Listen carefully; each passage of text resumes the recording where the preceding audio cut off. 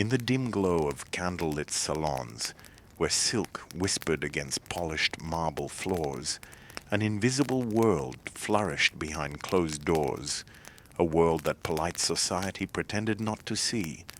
It was a world built on secrets, allure, and dangerous power. In the 18th century Europe, beneath the layers of powdered wigs and glittering chandeliers, there existed a parallel realm where women who were neither queens nor noblewomen shaped the desires, politics, and even the future of nations. These women were the courtesans, more than lovers, more than entertainers. They were living enigmas, weaving their influence like velvet threads through the highest echelons of society. While aristocrats played their roles on gilded stages of royal courts, the true theater of seduction and strategy unfolded in private chambers.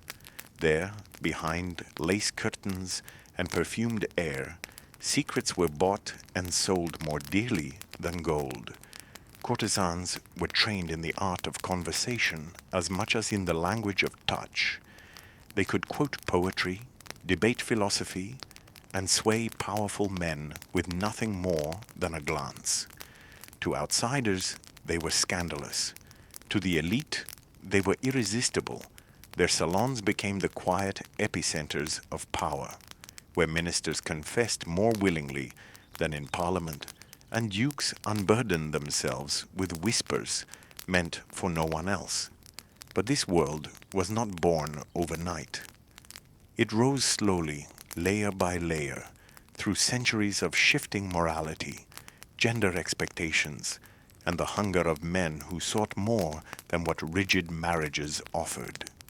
The 18th century was a time when Europe was reinventing itself, empires expanding, ideas spreading like wildfire, and people secretly questioning the rules that once felt immovable. Courtesans thrived in these cracks.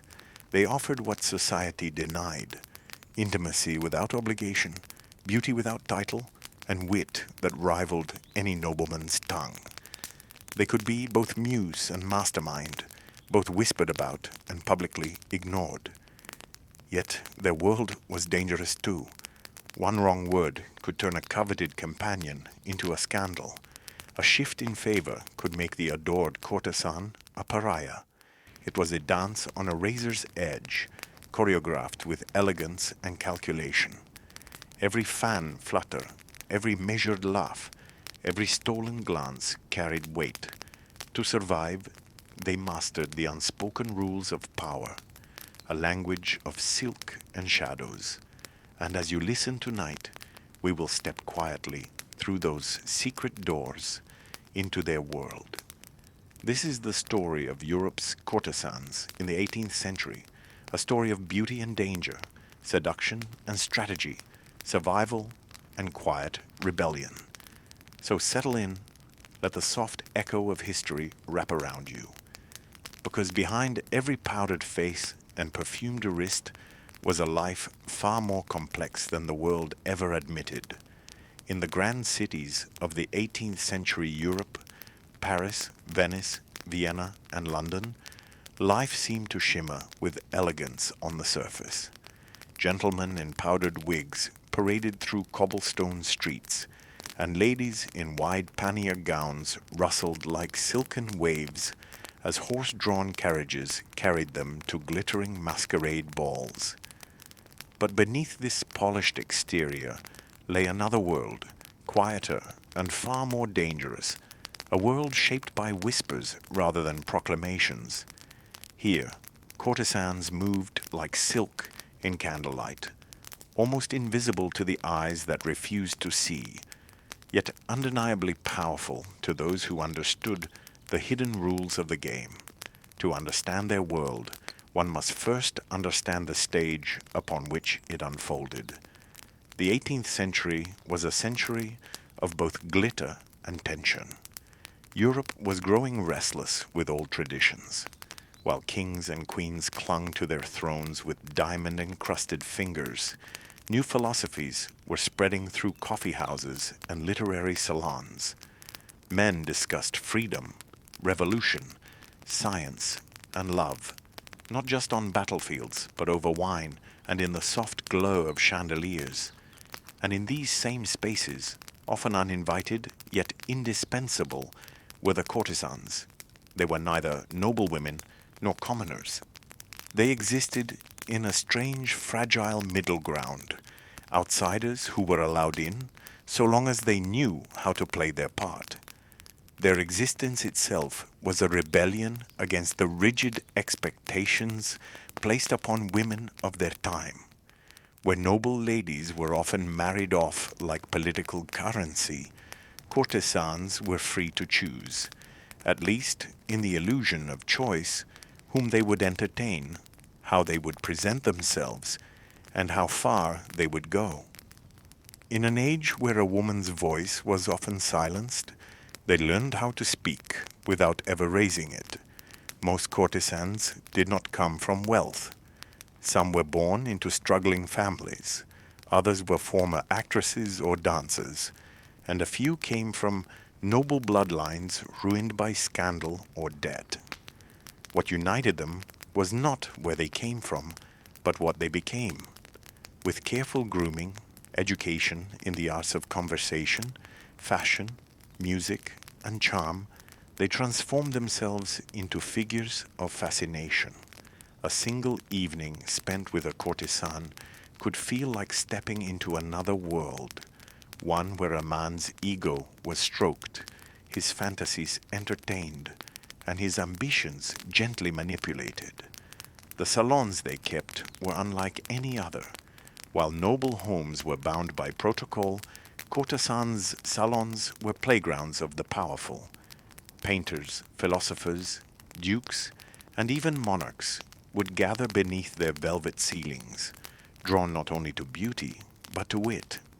Many courtesans were more educated than the noble women who scorned them. They could discuss Rousseau and Voltaire, quote ancient poetry, and flirt in 3 languages. Their laughter wasn't just pretty, it was calculated, deliberate, designed to make a man feel both desired and disarmed. But this life did not come without cost. Courtesans were expected to always be perfect, always enchanting, always mysterious. They were both desired and despised, praised in whispers and condemned in public. Respectable society would never admit their influence, but their fingerprints were on countless decisions that shaped politics, art, and even wars. A minister's heart could be softened by a touch, a treaty delayed by a kiss, an empire shaken by a secret shared in a darkened room. Paris was one of the epicenters of this secret world. The city pulsed with a rhythm unlike any other. The French aristocracy adored pleasure almost as much as it feared scandal. In the bustling heart of the city, elegant townhouses became more than homes. They were stages. Inside, courtesans curated every detail: the fragrance of rose oil in the air, the music of a harpsichord floating softly in the background, the way candlelight fell across their bare shoulders. They knew the art of seduction was not just physical, it was theatrical. And in this performance they were both the leading lady and the playwright. Venice, too, had its own flavor of intrigue. In the labyrinth of canals and masked balls, courtesans moved like phantoms of silk. They thrived during Carnival, when the entire city wore masks, and the boundaries between noble and common blurred into a dangerous dance. Here, a duke could whisper his desires to a woman whose real name he might never know, and she could walk away with both his secrets and his fortune. The masks gave everyone freedom, but for courtesans, it was their natural state. In Vienna, things were subtler. Courtesans often aligned themselves with musicians, artists, and political figures, becoming not just lovers but patrons and muses. They nurtured artists who would one day shape the cultural identity of Europe.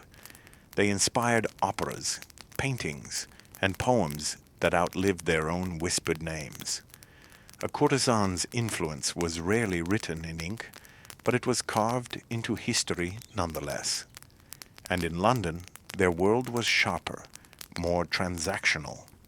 Courtesans there were often referred to as demi-monde, living between two realities, publicly disrespected, privately sought after. English gentlemen loved their clubs, their power, and their discretion. Behind the oak doors of secret societies and private chambers, courtesans played their games. They were smart enough to know that one whispered truth could buy a lifetime of security or end it. What made these women truly extraordinary was not just their beauty, but their adaptability. In a time when women had almost no formal power, they created their own kingdoms out of candlelight and whispers.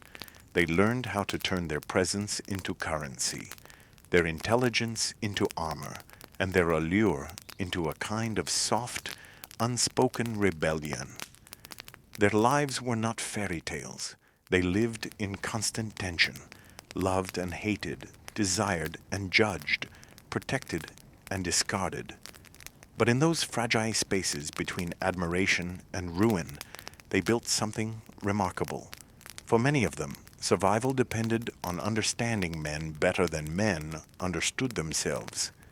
They studied power, not in books, but in glances, in the pause between a laugh and a confession.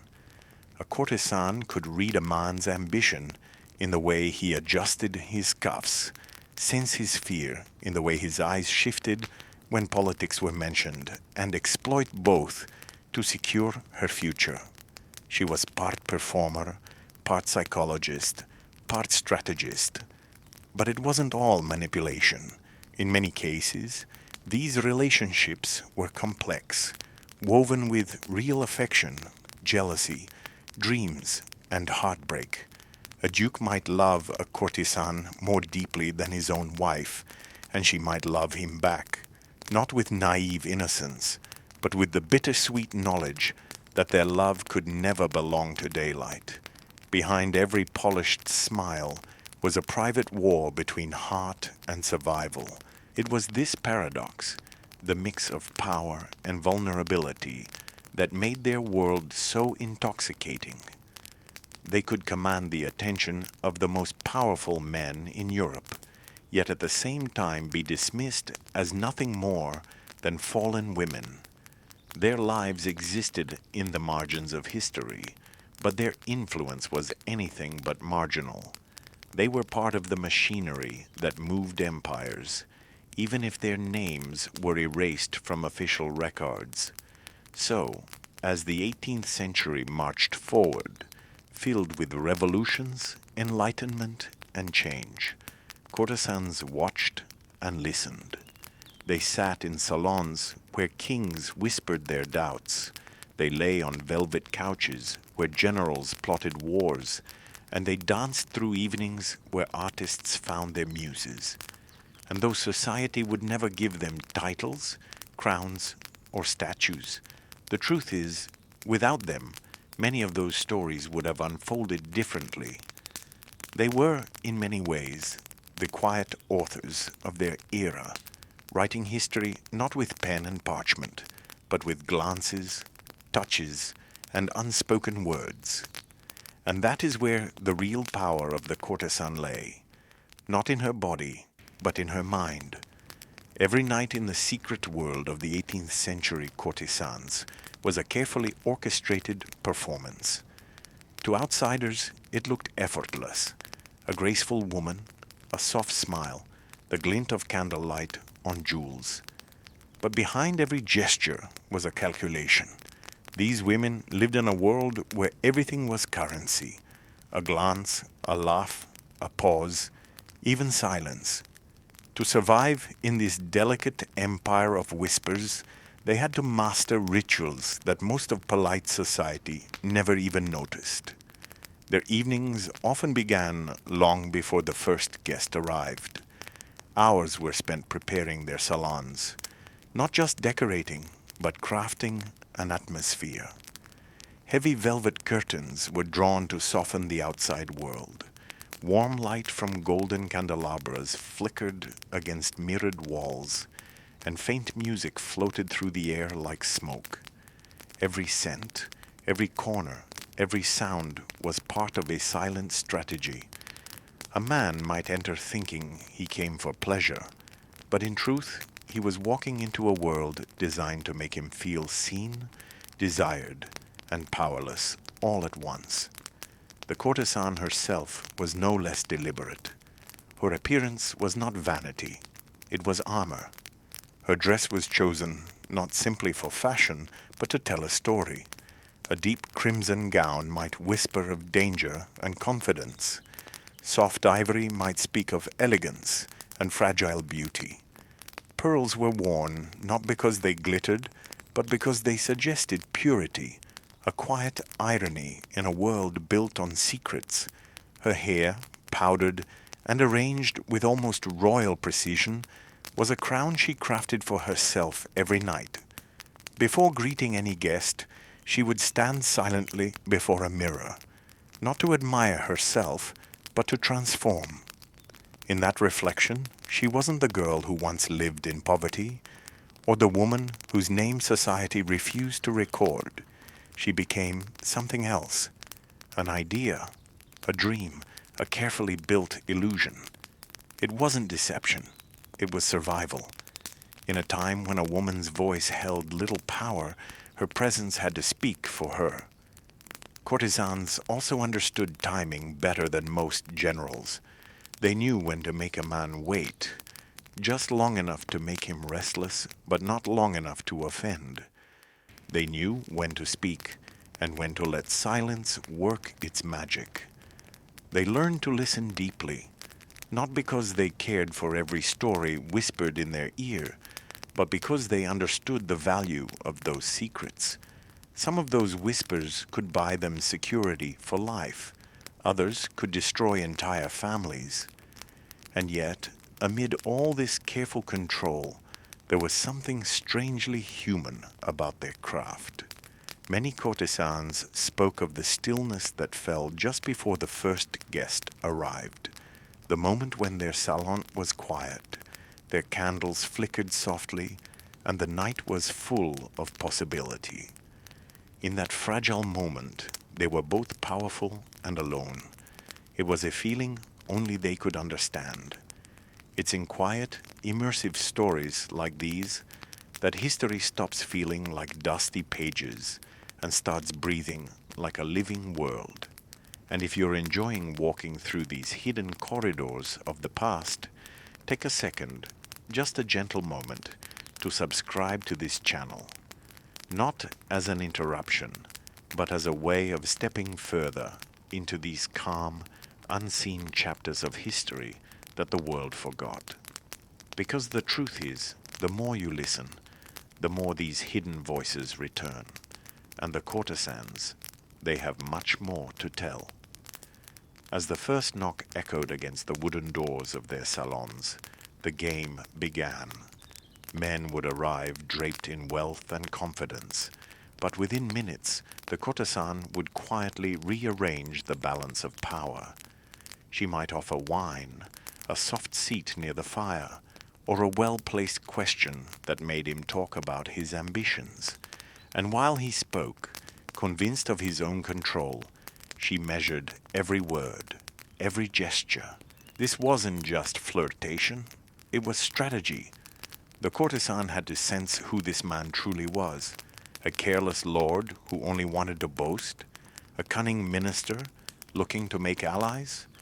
Or perhaps a lonely duke aching for someone who could simply understand him? Each man required a different kind of performance, a different language of charm. Some nights she would be a witty muse, other nights a quiet listener. Sometimes she was fire, other times silk. The ritual of pouring wine, too, carried meaning.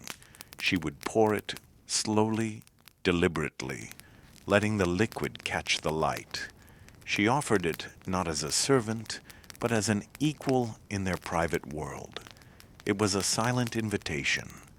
This space belongs to both of us, but only one of us truly understands its rules. And as the night deepened, her salon would fill with murmurs and laughter.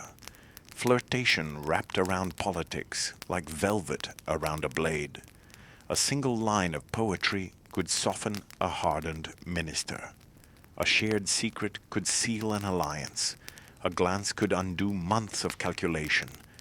She didn't hold official power, but in those rooms she held something far more dangerous, the power to influence the powerful without ever being named. Many of these salons became infamous in whispers. Behind their closed doors, affairs of state were discussed with more honesty than in royal courts. Deals were struck between lovers and enemies alike. Painters would sketch their muses. Philosophers would test their wildest ideas. And in the center of it all sat the courtesan, not as decoration, but as conductor. Outside, the world pretended she didn't exist. Her name would never appear in official records, but the men who left her salon carried pieces of her influence back into the world, into parliaments, palaces, and battlefields. She had no title, no throne, and no shield, but she had something no law could control. She had presence. By the time the moon reached its peak above Europe's tiled rooftops, the salons of courtesans were no longer just rooms. They had become private kingdoms. The laughter inside was soft, delicate, but the weight of the conversations carried the gravity of nations. In those intimate spaces, where the rest of the world could not see, the threads of power were quietly rearranged. Kings might have worn crowns, but on many nights the true influence was held in the hands of a woman draped in silk and perfumed in secrecy. Courtesans were never officially invited into matters of state, yet they found their way into the hearts and ears of those who controlled it. While ministers gave public speeches, dukes drew maps, and merchants counted coins, courtesans were learning, absorbing, and manipulating the flow of these ambitions. Their influence wasn't loud. It was woven like a whisper through every decision made by the men who shared their nights. They built alliances with a subtlety that no politician could match. A well-timed touch, a perfectly chosen question, or a story told in the right tone could plant a seed in a man's mind, a seed that might grow into an action weeks later, never traced back to its true origin. And they did all of this while smiling softly, pretending to be nothing more than the background music to a man's ego. But they were not background, they were the quiet architects of consequences. For some, these alliances were purely strategic. A courtesan might align herself with a powerful minister, ensuring her financial security and protection from scandal. In return, he found in her a place where his ambitions were not mocked or threatened, but carefully nurtured. She could listen to his fears, his rivalries, his unspoken dreams.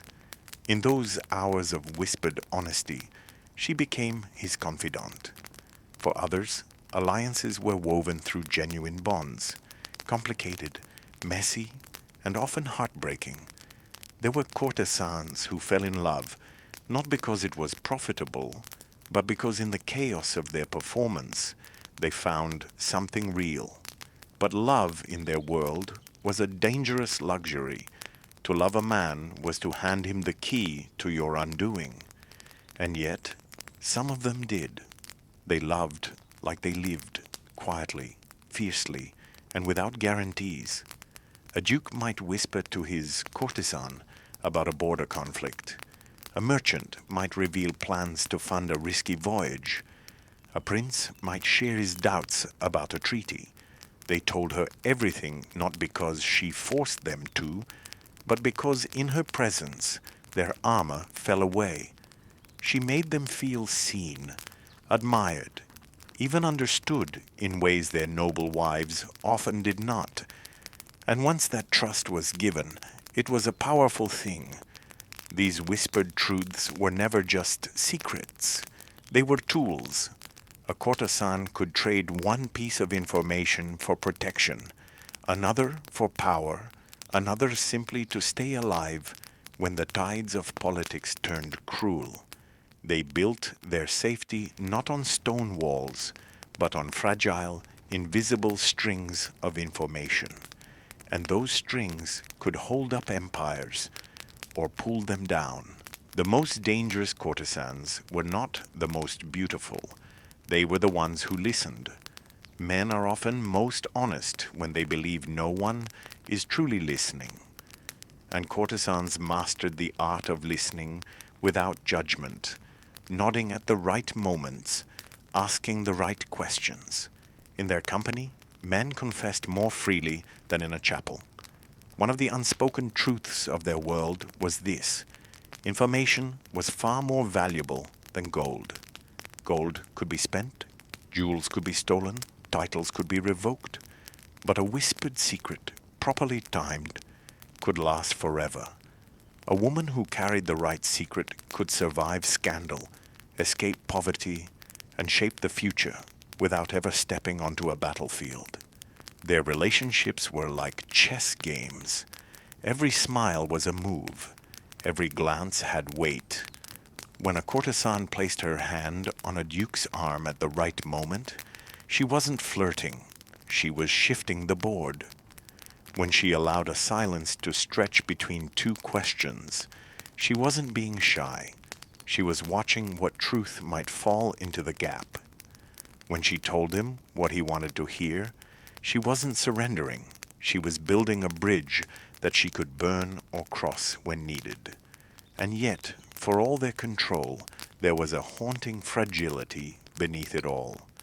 Courtesans understood better than anyone that their power was borrowed. It did not belong to them in the way crowns belong to kings or swords to soldiers. Their influence existed in the space between desire and danger, between what was said and what was forbidden. A single scandal could erase years of careful work. One careless word from a man could turn their name from a whispered treasure into a public stain. So they walked a tightrope every night.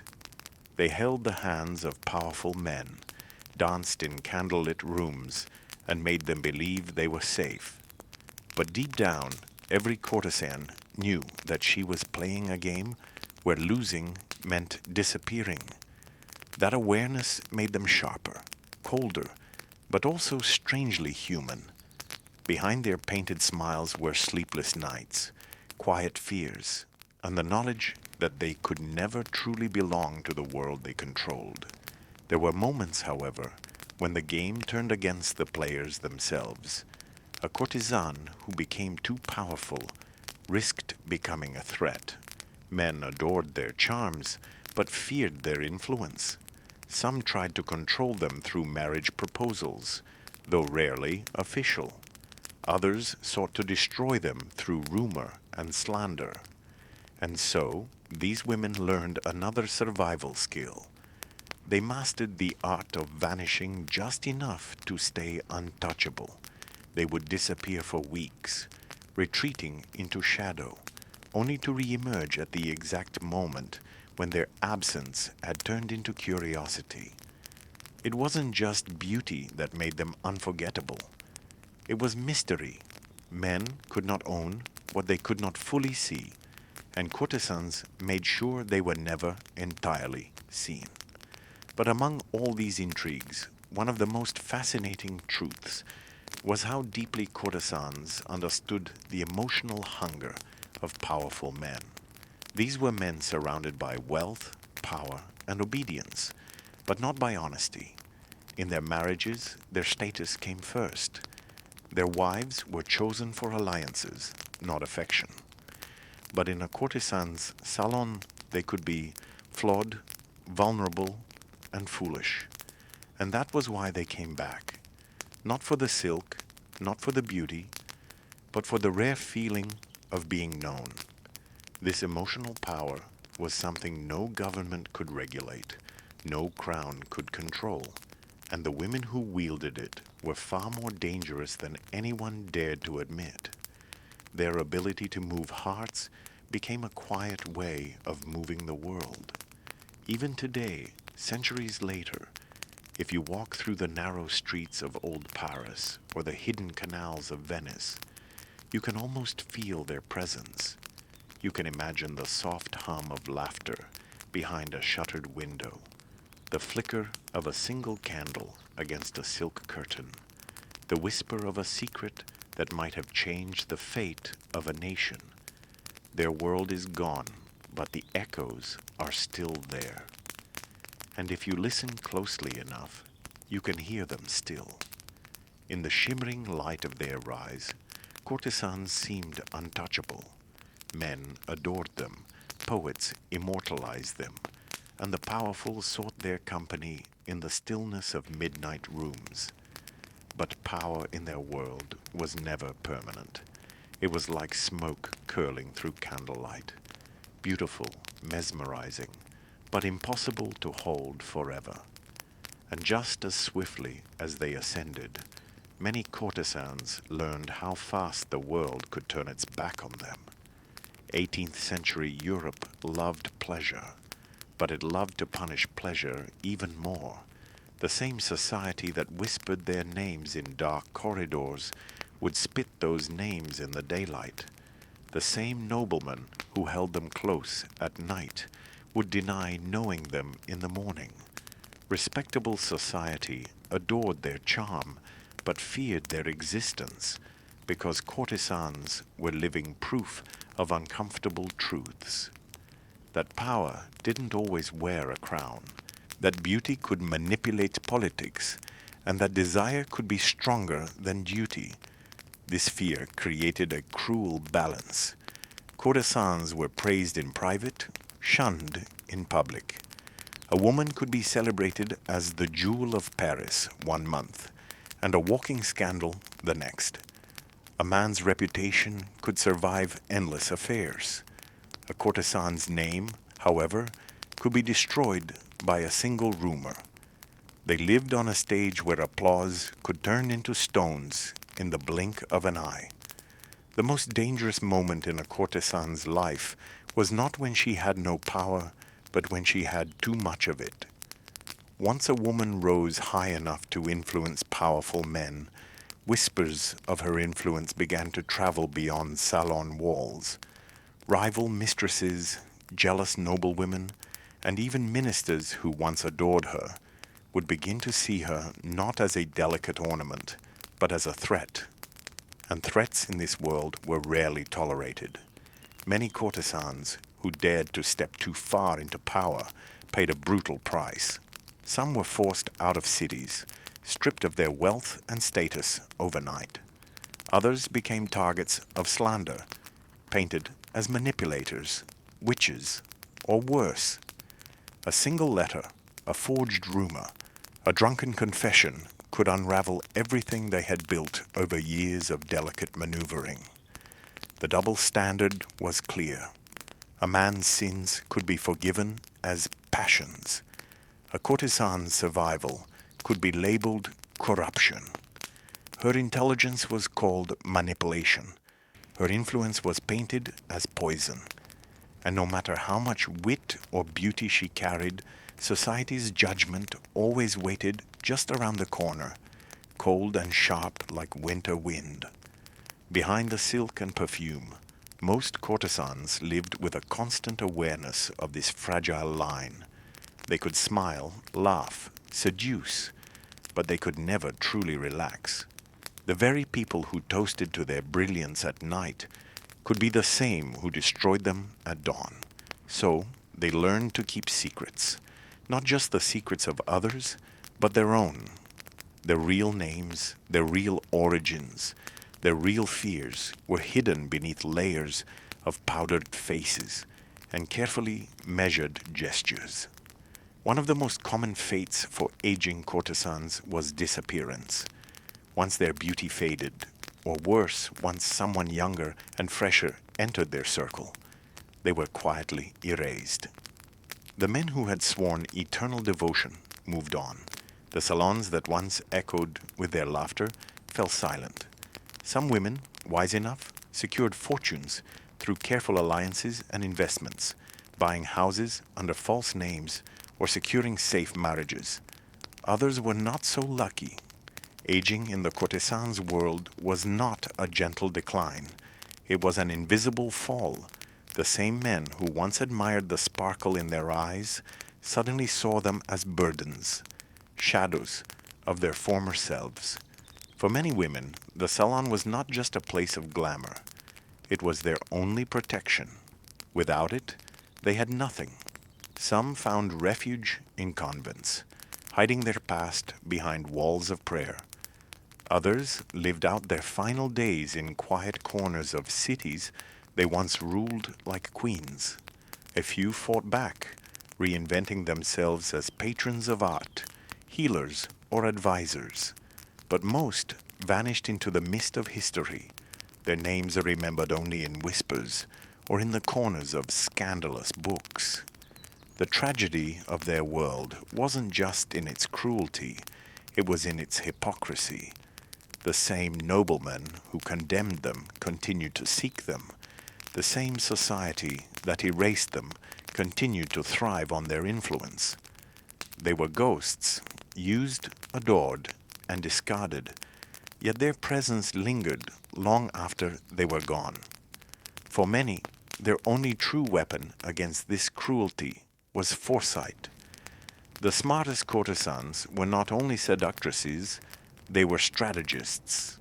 They stored away money in hidden accounts, invested in jewels that could be smuggled or sold, memorized secrets that could keep them safe. They built networks not just of lovers, but of servants, merchants, and other women like themselves. They understood something that the men around them often didn't. Empires rise and fall, but secrets can outlive kings. And then there was another kind of downfall, the kind that came not from scandal, but from love. When a courtesan gave her heart, she gave away the only thing she couldn't afford to lose. Love was dangerous because it made her human in a world that only rewarded performance. Some men promised escape, marriage, security, but those promises were often as fragile as the lace on their gowns. A courtesan in love was like a queen without armor. And many discovered, too late, that love could be a trap disguised as salvation. A single man's betrayal could undo years of clever planning. A jealous wife could crush her reputation with a single public insult. A nobleman falling out of favor could drag her down with him. And when that happened, the same salons that once worshipped her beauty would close their doors without a sound. Those who survived understood this truth deeply. In their world, trust was a luxury they could never afford. Society also played its cruel game in another way. While men aged into dignified power, women like courtesans aged into invisibility. A gray-haired statesman was respected. A gray-haired courtesan was forgotten. This unspoken rule was their greatest enemy, lurking quietly at the edge of every candlelit night. Even in their prime, the fear of losing everything lingered beneath their calm exterior. When they danced with the weight of uncertainty. When they laughed knowing it might not last. And when they looked in the mirror, they often saw not just beauty, but the ticking clock that society had placed upon them. Yet, in their own quiet way, many of them found strength in that impermanence. They learned to live fiercely in the present moment, to make each night unforgettable, to turn fleeting time into something almost eternal. Their power might not have lasted forever, but their presence did. The cities they lived in, Paris, Venice, Vienna, London, still carry echoes of their defiance. If you walk those streets today, you can almost imagine them. A faint perfume drifting through a cold night, the distant sound of laughter from a shuttered window, a shadow passing under a flickering street lamp. Time may have erased their names, but not their impact, and perhaps that is their greatest triumph. For a society that tried to silence them, their whispers still remain. In the shadowed corners of Europe's most extravagant salons, where crystal glasses clinked softly against silver trays and perfume floated like whispers through the night, power was rarely spoken aloud. It was performed. Every glance, every gesture, every carefully timed silence was a negotiation. Courtesans lived in this performance every single day. They had built entire lives in spaces where they were both celebrated and denied, desired and disrespected. They learned early on that power didn't always come with a crown. Sometimes it came with a quiet smile and the ability to make the right man speak too much. Behind their beauty, they carried an intelligence sharpened by survival. These women could read a room faster than a diplomat and navigate fragile egos with the precision of a surgeon. A single misstep, one careless word to the wrong ear, could ruin everything. But when played well, this game could open doors that even noble women couldn't approach. Courtesans were often the first to hear about wars before they were declared, alliances before they were signed, and scandals before they exploded. They lived on the edge of history, not as silent witnesses, but as quiet influencers, often changing its direction without anyone ever knowing. For many of them, life began in poverty. A seamstress's daughter, a baker's niece, a girl from the countryside with nothing more than striking eyes or a graceful voice. Society left them with two choices: fade into obscurity or step into a world that both shunned and worshipped them. They chose the latter, but stepping into this world required reinvention. Their real names disappeared into the past, replaced by names that sounded like music, soft, luxurious, unforgettable. With those names came personas, elegant, clever, untouchable. They built themselves from the ground up, not with bricks, but with beauty, charm, and wit sharp enough to slice through aristocratic arrogance. As the century progressed, courtesans were not just observers. They became mirrors of Europe's shifting morals. Kings who once paraded their mistresses openly began to hide them in private gardens. Nobles who condemned them in daylight sent letters at night sealed with desperate longing. Their salons became places where the rich came to confess, where secrets were kept like treasures. And for courtesans, information was the most valuable currency of all. Imagine a night in Paris. Outside, the streets smell of roasted chestnuts and horse-drawn carriages rattle over cobblestone. Inside, behind velvet drapes, a courtesan lounges on a fainting couch, draped in silk the color of crushed wine. A duke leans closer, laughing too loudly. A minister, red-cheeked with guilt, whispers things he would never say in the halls of power. She smiles gently, listening, not to the man, but to the cracks in his words. She knows the power in holding silence.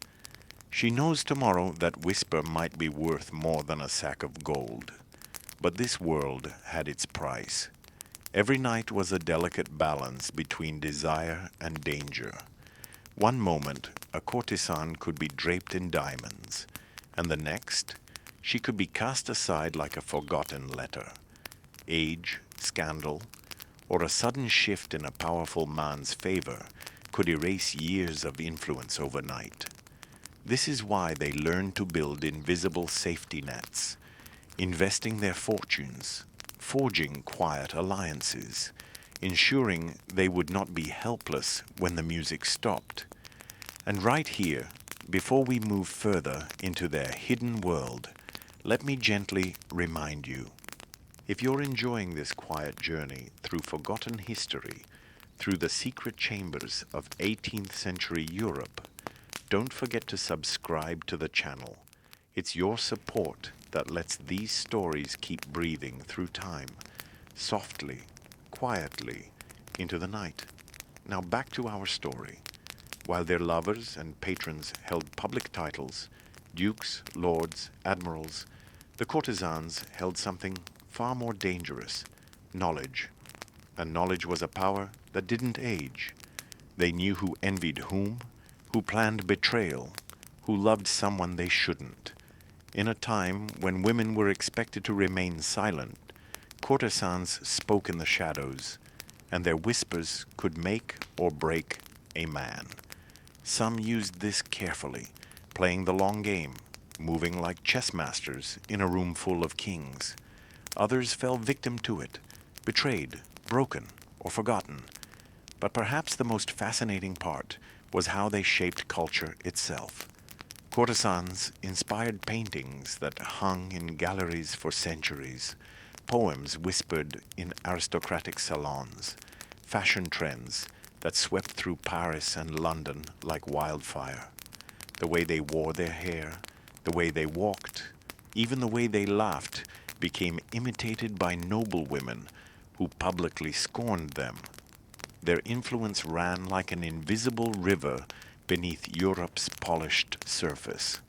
And no matter how hard society tried to pretend otherwise, the courtesans were there, softly steering its currents. They lived in an era where a woman's worth was measured by the man beside her. Yet they flipped that power on its head. They made men chase their attention, not the other way around. It wasn't about beauty alone. It was about crafting an entire presence, an energy that wrapped around people like silk. Many men thought they were in control when they entered those rooms, but they weren't. And so, beneath the sound of violins and candlelight, in a century of powdered faces and whispered secrets, courtesans ruled without ever sitting on a throne.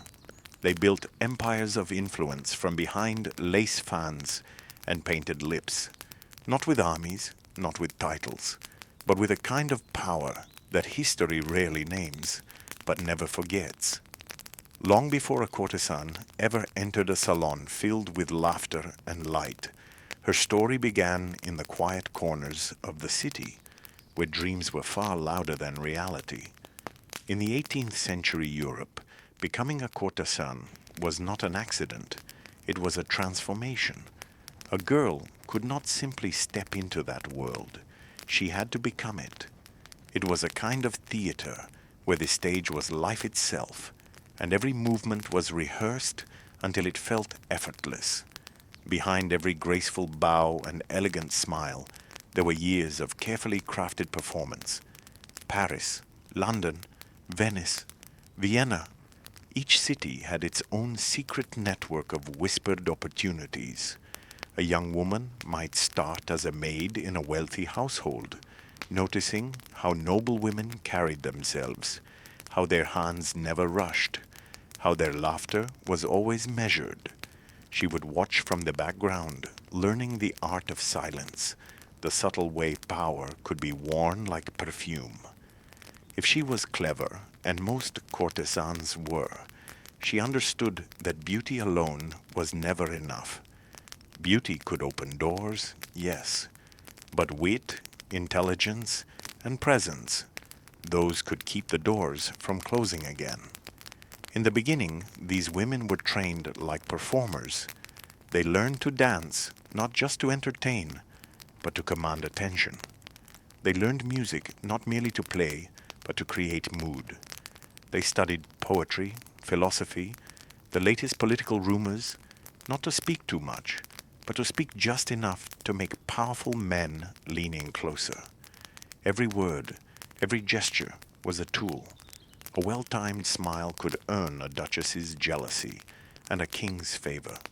But this transformation came with sacrifice. A girl who stepped onto this path was expected to erase her past. Her real name was tucked away like a discarded letter. She became someone else, someone who could glide through the gilded halls of aristocracy, even if she'd once walked barefoot on cobblestones.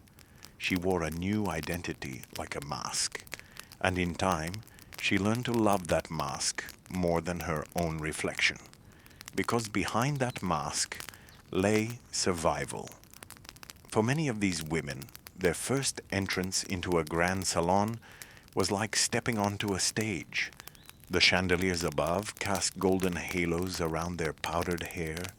The rustle of silk filled the room, and dozens of eyes followed their every movement. Aristocrats in velvet coats whispered, some with fascination, others with judgment, but all with interest, and that was the key. In this world, attention was power, and courtesans knew how to hold it in their hands like a delicate glass of champagne. They did not rush conversations. They floated through them, letting silence speak louder than words. They did not demand affection. They let others offer it freely. And they never allowed themselves to appear desperate. Because in this world, the one who needs less controls more. Beneath their gentle voices and soft hands was a fierce intelligence. They learned how to recognize when a man was lying before he even finished his sentence. They could sense envy, like a draft in a room. They studied people the way philosophers studied ideas. And in this constant observation, they built a kind of power that no noble title could ever match. But the theater of desire wasn't just about seducing powerful men. It was about creating an illusion. Courtesans were masters at turning ordinary nights into unforgettable dreams. They decorated their salons with soft candlelight, velvet curtains, foreign perfumes, music that floated like smoke. The outside world disappeared when a man stepped inside their rooms. He was not a duke or a minister anymore. He was simply a man in a dream she had crafted. And that made her unforgettable. Not every woman who entered this world succeeded. Some were swallowed by its cruelty, the jealous whispers of noble women, the unpredictable temper of patrons, the ruthless march of time. But those who mastered the performance rose like legends. Their names were spoken in secret, their faces painted in portraits that still hang in forgotten corners of museums. They were remembered not because they belonged to kings, but because kings once belonged to them. It's a strange kind of power, isn't it? A power that hides in the shadows, yet shapes everything it touches. Courtesans became the muse of poets, the inspiration of composers, the obsession of politicians. In a world that tried to silence women, they built a language of their own, soft, elegant, and dangerously effective. And if you've quietly followed this journey so far, letting the candles of history flicker softly in your imagination, then take a moment, just a breath, and remember to subscribe to the channel. Because through these quiet stories, we're traveling together, through time, through forgotten worlds, through the places history often hides, back to their world. Many courtesans also trained younger women, passing down their knowledge like a secret craft.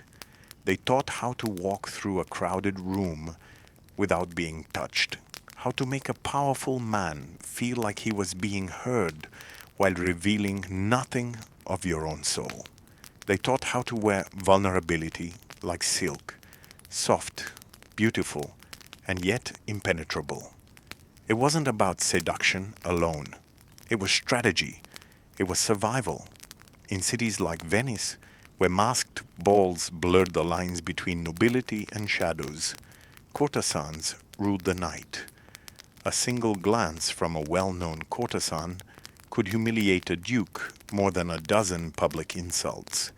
They could elevate a man's status simply by appearing on his arm at the theater. They were not wives. They were not mistresses in the ordinary sense. They were symbols, living myths wrapped in silk and mystery. They built this power step by careful step, learning from every whisper, every gaze, every betrayal. And even as society judged them, society could not ignore them. Courtesans understood something many of their critics did not. In a world built by men, influence often lived in the places no one bothered to look. For all their elegance, their beauty, their mystery, courtesans did not exist in a vacuum. Their world was built on the desires, fears, and ambitions of the men who sought their company.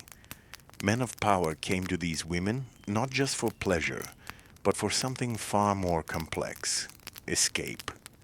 In the rigid, suffocating formality of the 18th century aristocratic life, these men carried the weight of duty like a chain around their necks. Every dinner, every speech, every alliance was scripted. But when they stepped into the courtesan's salon, something changed. The air became softer, the world outside blurred away, and for a few stolen hours they could breathe as if they were not dukes, not generals, not heirs to titles, but simply men. It is easy to think that these relationships were one-sided, that power flowed from the men downward, but in reality the current ran both ways, and sometimes the courtesan held the stronger pull. A minister might arrive boasting of victories and power, but leave with secrets whispered into the dark, secrets he didn't even realize he'd given away. A prince might come seeking control, and find himself quietly controlled instead. These men came in all forms. Some were loud and insecure, desperate to be admired. Others were quiet and clever, testing the courtesan's mind as much as her charm. Some fell in love foolishly, like schoolboys chasing a dream. Others never admitted their weakness, even as they returned night after night, addicted to the soft trap they could never escape. Courtesans learned early on that understanding a man's heart was far more useful than winning it. A man in love was predictable. A man who thought he was in control was even easier to lead. One of the most fascinating truths about this hidden world was how much influence these men unknowingly handed over. Courtesans became trusted confidants, sometimes more trusted than wives or advisors. Inside their candlelit chambers, they listened to confessions no one else ever heard, whispers of upcoming wars, of hidden debts, of marriages arranged for power, not love. It wasn't because these men saw courtesans as equals. It was because they saw them as safe, someone who lived outside the rigid political world. But in that very outside, courtesans found their sharpest weapon: information. In Paris, a single courtesan could know more about the kingdom's inner workings than a dozen ministers combined. She might know which alliances were fraying, which dukes secretly hated one another, which royal marriage was just a stage play for the public. She didn't need to be part of the game to shape it. She only needed to know when to speak, when to smile, and when to stay silent. They became mirrors. Men came to them seeking to see themselves not as they truly were, but as they wanted to be: strong, desired, important. And the courtesan knew how to give that illusion with perfect precision. A well-placed compliment could make a politician feel invincible. A sympathetic ear could turn a weak man into an ally, and once that illusion took root, the courtesan didn't need to demand anything. Men offered it willingly: money, jewels, protection, even power. It's easy, centuries later, to paint these women as mere ornaments in a decadent society. But if you look closer, you'll see that they were more like quiet architects, building invisible bridges, bending powerful men without ever raising their voice. Their power wasn't loud, it was patient, precise, and terrifyingly effective.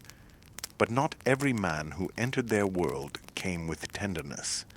Some arrived with cruelty hidden behind gold rings and velvet gloves. Courtesans lived with the constant knowledge that their survival depended on their ability to manage dangerous egos. A single wrong word, one misread glance, could turn a patron into an enemy. Some women learned to walk this line so carefully, so flawlessly, that they seemed untouchable. But even they carried the silent weight of fear. Imagine a grand chamber in Vienna. A courtesan sits in a silk gown the color of old roses, listening to a powerful general boast about his next campaign. He believes she is enchanted by his stories, but what she's really doing is memorizing every detail he lets slip. She smiles softly, not because she adores him, but because she's already turning his words into currency. In a society where she owns nothing by law, knowledge is the only currency she truly possesses. And if you're quietly traveling through this story, imagining these forgotten rooms, listening to these whispers across centuries, take a moment to subscribe to the channel, because through these calm nights, we are keeping the echoes of history alive. Together. Back to the night in Vienna. Not all men were powerful. Some came from the rising middle class: merchants, bankers, artists, men who had wealth but not noble blood. Courtesans often found more freedom with these men than with dukes or counts. A merchant could offer gold, but he could not demand obedience from a woman who lived above society's rules. In their company, courtesans sometimes tasted something rare: equality, or at least something close to it. Artists, too, were drawn into their orbit. Painters adored them.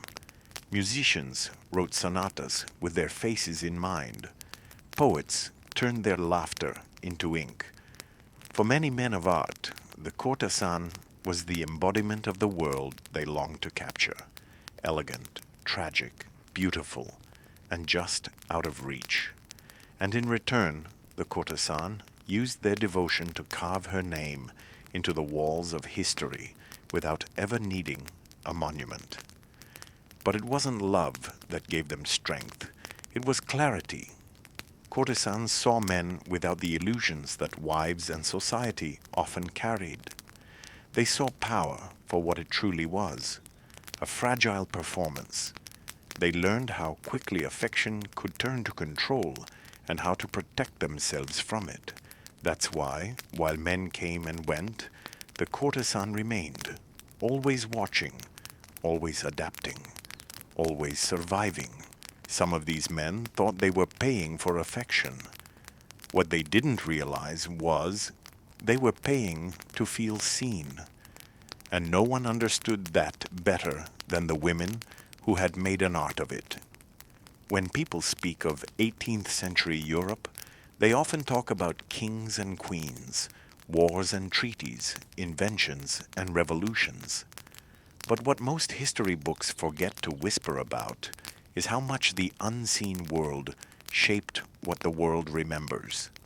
Courtesans did not hold scepters, nor did they sign royal decrees, but they moved through Europe like a soft current beneath still water, quiet, almost invisible, yet strong enough to change its flow. They influenced more than hearts. They influenced culture itself. Fashion, for example, was their most powerful stage. Aristocratic women watched them closely, sometimes with jealousy, sometimes with fascination, but always with attention. The way a courtesan wore her hair could set trends across Paris in a week. A certain ribbon tied a certain way, a daring neckline, a hint of exotic fabrics brought from the East. These were not small things. They were statements. To be seen dressed like a famous courtesan was a way for noble women to flirt with danger without ever crossing the line. It was a rebellion wrapped in silk. The courtesan's salon was more than a room. It was a world, a place where the usual rules dissolved like sugar in warm wine. Noblemen came not just to be entertained, but to feel alive. Artists came seeking inspiration. Philosophers came chasing new ideas. And courtesans stood in the center, not as ornaments, but as hosts, creators, and subtle conductors of this intoxicating symphony. It was here, in these softly lit rooms, that literature bloomed. Poets whispered their verses first to courtesans, because courtesans listened. Musicians played new compositions in their salons, because they knew these women would understand beauty when they heard it. Painters found their muses not in queens locked behind royal etiquette, but in courtesans who laughed like they feared nothing. Their faces appeared in hundreds of portraits, not labeled with titles like Her Majesty, but with something far more powerful, mystery. And the aristocrats, they couldn't look away. For all their speeches about virtue and control, they copied the very women they condemned. The perfumes worn by the most famous courtesans sold out in perfumers' shops within days. The colors they favored became fashionable overnight. Even their way of speaking, soft, slow, deliberate, was imitated in courtrooms and royal banquets. Courtesans became trendsetters in an age that tried to pretend they didn't exist. This was their quiet rebellion. They didn't march in the streets or demand to be seen. They made themselves impossible to ignore. They built empires not of land, but of influence. And the strangest part is, much of their impact is still woven into the modern world, hidden in art, in literature, in the way society learned to mix desire with elegance. The power of a courtesan was different from any other kind of power. Queens could order armies, but courtesans could make kings hesitate. Ministers could pass laws, but courtesans could shape what those men thought about when they were alone at night. Their names might not have been carved on monuments, but they lingered in the whispers of poets and in the brush strokes of painters for centuries. In Venice, the masks worn at balls, those mysterious, delicate disguises, were made popular not by nobles, but by courtesans. They wore them to move through the night like living secrets, half seen, always desired. Their masked smiles made men chase shadows, and in chasing shadows, men revealed their truths. In Paris, perfumes were designed to mimic the soft scent left behind after a courtesan left a room. In London, actresses borrowed their gestures for the stage. They were not just part of the culture, they were the culture. They were the language through which the 18th century expressed its deepest desires and fears. And if you've been walking with me through these velvet shadows, if the quiet world of these forgotten women has wrapped itself around your imagination tonight, then take a gentle moment to subscribe to the channel, because each click is like lighting another candle in these dim corridors of history, keeping their stories alive, back to their world. Their influence wasn't just external, it reached inside the human heart. Courtesans changed the way people thought about love, pleasure, and power. In a world where marriages were often little more than contracts, they made people believe if only for a night, that love could be chosen, that affection could be freely given, not bound by law or lineage. And that idea, dangerous as it was, began to take root in society's imagination. Writers and thinkers began to question the rigidity of arranged marriages. Plays started including characters inspired by courtesans, not villains, not saints, but complex magnetic figures. Their existence blurred the lines between what was acceptable and what was real, and once those lines were blurred, they were never fully redrawn. Many of the earliest salons that encouraged intellectual debates weren't run by noble families, they were run by courtesans. In their parlors, men dared to speak their minds without fear of political ears listening at the door. Revolution, after all, does not begin with a roar. It begins with a whisper in the right room. In this way, these women became accidental architects of change. They didn't set out to shape history. They set out to survive. But survival, when done with intelligence, charm, and grace, has a way of rewriting the world around it. They had no armies, no crowns, no official titles, and yet they left fingerprints on the entire century. Fingerprints that most people never notice, but which are everywhere if you know where to look. As the 18th century drew deeper into its glittering heart, the world of the courtesans became more than just silk and whispered secrets. It was a theater of power, with every velvet curtain hiding alliances, betrayals, and ambitions that stretched far beyond the boudoir. Picture the candlelight flickering against polished mirrors, every reflection duplicating the soft laughter of women who knew exactly how to turn a man's desires into opportunity. These were not ordinary women.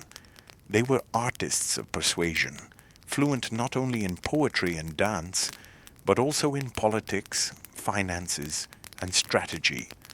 Behind their smiles, they were chess masters, moving pieces that even noblemen didn't realize they were a part of.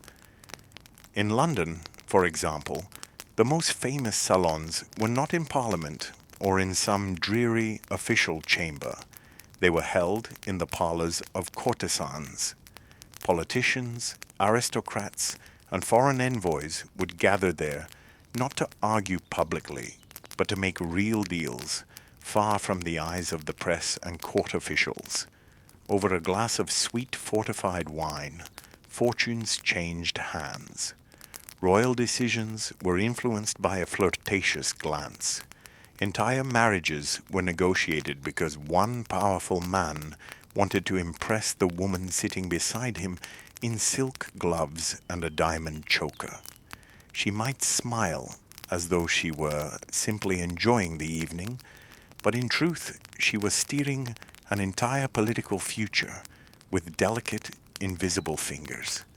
It was in these rooms, filled with perfume, soft laughter, and the glow of wax candles, that the true power of the courtesans was born. They knew things no one else did. Servants whispered, lovers confessed, and when men believed they were talking to a beautiful, harmless woman, they often revealed more than they intended. These secrets became currency. A carefully guarded scandal, a royal plan, a whispered betrayal. All could be traded for wealth, influence, or protection. And unlike noble women bound by rigid expectations, courtesans were free agents. They could align themselves with whomever they pleased, making their power even more dangerous and more valuable. And in between these strategic games, they became icons of beauty. Women across Europe copied their hairstyles and makeup, the way they walked, the fabrics they wore. Fashion designers depended on them for inspiration. Painters begged to immortalize them on canvas, and poets compared them to goddesses of love. Some courtesans even became wealthier than dukes. They owned mansions, filled them with French tapestries and rare perfumes from the East. Their portraits hung on walls not only in brothels, but in palaces, discreetly, of course, hidden behind other paintings that could be flipped away by trusted hands. And if you're new here, take a quiet moment to subscribe to this channel, so the next time we step into the hidden corners of history, you won't miss it. Yet, beneath all this glitter, there was a silent cost. Power came with risks. A courtesan's influence depended on her youth, beauty, wit, and ability to keep secrets. One scandal exposed at the wrong time could ruin everything. And because their power was unofficial, not written into law or protected by title, they could rise like a star one month and disappear like smoke the next. Many learned to play the long game, storing wealth in hidden accounts, investing through trusted intermediaries, and making sure they had an escape plan should their royal or noble patrons turn cold. The cleverest among them were always 3 steps ahead, wearing beauty as their mask and intelligence as their hidden blade. Their fame became almost mythical, wrapped in stories and half-truths, embroidered by gossip and desire. And in a time when women were expected to be silent ornaments, courtesans became living legends. Paris was the crown jewel of this world. The French capital, with its golden chandeliers, opera houses, and elegant boulevards, was a stage unlike any other. Here, courtesans weren't just participants, they were stars. Men of immense wealth would compete for the privilege of their company. Invitations to their salons were as coveted as an audience with ministers or kings. Some courtesans maintained guest lists, more exclusive than royal banquets, where artists debated philosophy, generals whispered strategy, and lovers played dangerous games behind lace fans and velvet curtains. Every night was a performance, but a performance with real consequences. A witty remark from a courtesan could elevate a man's reputation, and a cold glance could destroy it. Their homes became theaters where entire social hierarchies were rearranged without a single royal decree. And it wasn't simply beauty that drew men in, it was their minds. Many of these women were fluent in multiple languages, educated in music, literature, and political affairs. Some were better informed than the ministers themselves. One Parisian courtesan, for example, was known to host intimate dinners where foreign ambassadors were invited. She would let them speak freely, pretending to be nothing more than a charming companion. But every word was noted, every hidden meaning understood. By morning, she could deliver information to those who needed it and be rewarded handsomely. This was the kind of power no soldier could seize with a sword. It was soft power, invisible and unstoppable. In Venice, the courtesan world took on a slightly different flavor. There, the line between courtesans and noblewomen was blurred more than in most cities. Venetian courtesans were often trained musicians, poets, or painters. They moved through masked balls and carnivals with grace, wearing elaborate costumes that concealed their identities and gave them freedom few other women knew. Many of them came from modest beginnings, daughters of shopkeepers or seamstresses. But through intelligence, charm, and a deep understanding of people, they rose to unimaginable heights. Some ended up living in palazzos overlooking the canals, their every movement the subject of rumors and songs. And in London, the story had its own twist. English courtesans moved in the shadow of a society that pretended to be more proper. Respectability was everything in the drawing rooms of the British elite. But behind closed doors, it was the courtesans who held the keys to many secrets. They kept careful records of their affairs, sometimes using them as leverage if their powerful patrons tried to discard them. Some even dictated their own memoirs, a dangerous but brilliant move that ensured their names would outlive the men who once paid to silence them. Yet for all their influence, every courtesan understood one painful truth. Their world was built on fragile ground. No matter how powerful they became, they could not escape the judgment of society entirely. Many people admired them in private, but condemned them in public. Their lives were tolerated, but never fully accepted. This duality created a tension that never truly faded, a glittering life, always shadowed by the threat of ruin. To survive, they learned to adapt constantly. They changed names, appearances, allegiances. They built intricate networks of protectors, men and women who benefited from their continued success. Some turned to religion in their later years, buying chapels or donating to churches to cleanse their reputations. Others disappeared quietly, their fortunes hidden under layers of false identities. But their stories, their true stories, kept moving through whispers, songs, and the fading ink of love letters tucked into old trunks. These women lived on the edge of society, yet they were often the ones quietly shaping it. They did not sit on thrones, but they influenced those who did. They did not carry swords, but their words could cut sharper than any blade. And while history books may have tried to bury their names, the echoes of their power still linger in the walls of old palaces and the pages of forgotten diaries.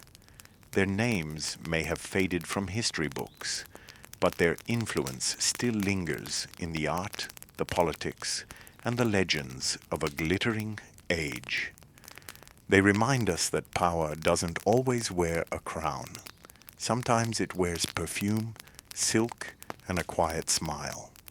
If you've enjoyed wandering through this hidden corner of history, I invite you to take a moment to like this video, subscribe to the channel, and gently ring the bell, so the next time we open another forgotten door to the past, you'll be the first to step inside.